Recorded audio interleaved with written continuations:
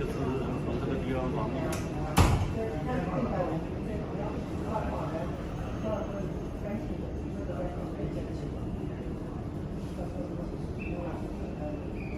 发烧就带过来这边，检疫站。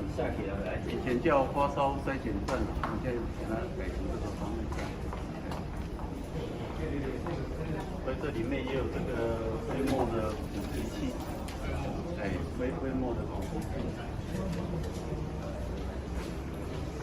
这个有飞沫的捕集器，这个病人的飞沫的话都可以吸出去。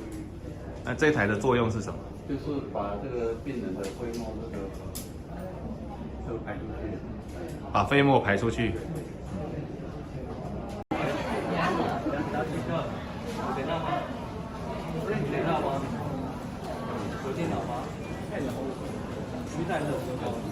这样跳出来了，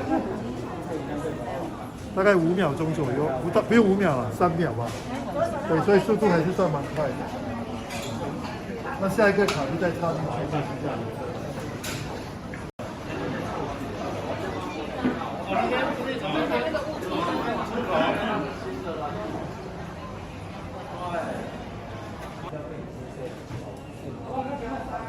奇美院的防疫从过年前我们就开始一直都不间断的一直都在讨论相关的我们要防疫的部分。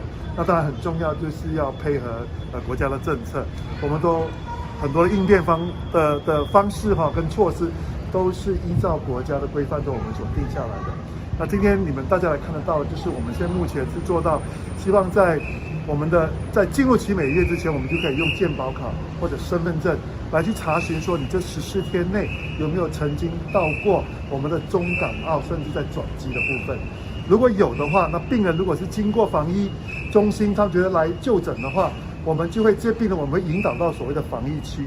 防疫区里面看了，如果他确定没有相关的风险，比如说他有发烧或者咳嗽、呼吸道等症状的话，他只是来看慢性的病，他会直接我们会让他进到那个我们会盖一个 OPD 的章，让他去看门诊。